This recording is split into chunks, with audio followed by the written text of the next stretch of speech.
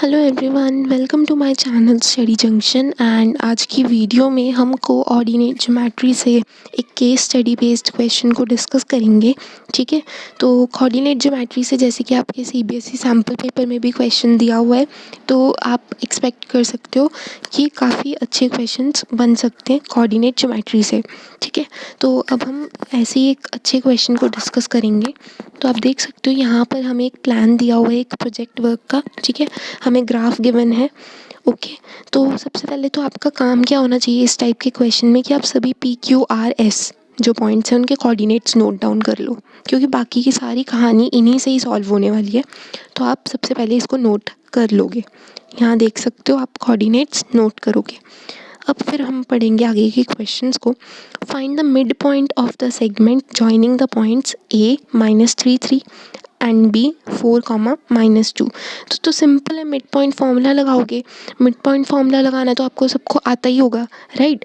तो इस तरह से आप यहाँ पर सोल्यूशंस देखते जाना। Okay, mid point formula simply आप लगाओगे तो आपका आंसर आएगा 1/2, -5/2। ओके, अब चलते हैं अगले पर। The distance of the point P from the Y axis. तो डिस्टेंस ऑफ पॉइंट पी कैसे निकालेंगे? आप देखो, मैंने आपको कोऑर्डिनेट्स लिखवाए थे ना पी के, तो आपने वो लिख लिए होंगे। पी के क्या कोऑर्डिनेट्स थे? 1/2, -5/2।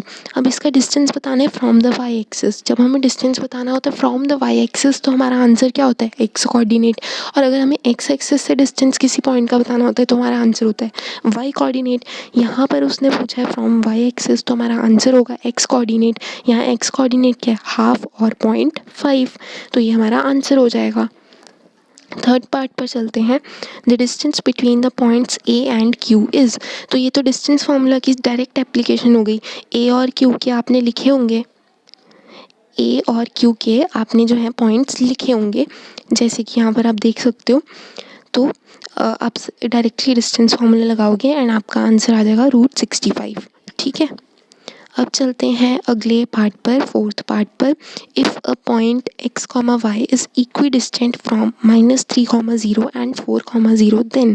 तो यहाँ भी आपको क्या करना है? डायरेक्टली आपको डिस्टेंस फार्मूला लगाकर दोनों पॉइंट्स को इक्वल कर देना है, क्योंकि उसने बोला है कि उनका जो डिस्टेंस है वो इक्वी डिस्टेंट है। तो आपने डिस्टेंस फार्मूला लगाना है। कैसे लगाओगे? x+3 का होल स्क्वायर प्लस y-0 का होल स्क्वायर इक्वल्स x-4 का होल स्क्वायर प्लस y- जो भी है 0 का होल स्क्वायर। ठीक है, तो इसको आप इस तरह से सॉल्व करोगे एंड आपका जो फाइनली आंसर आएगा दैट वुड बी 2x - 1 = 0। तो ये देखा आपने कोऑर्डिनेट ज्योमेट्री का कितना सिंपल क्वेश्चन है, बट इस टाइप के क्वेश्चंस के ही आने के मोस्टली चांसेस हैं।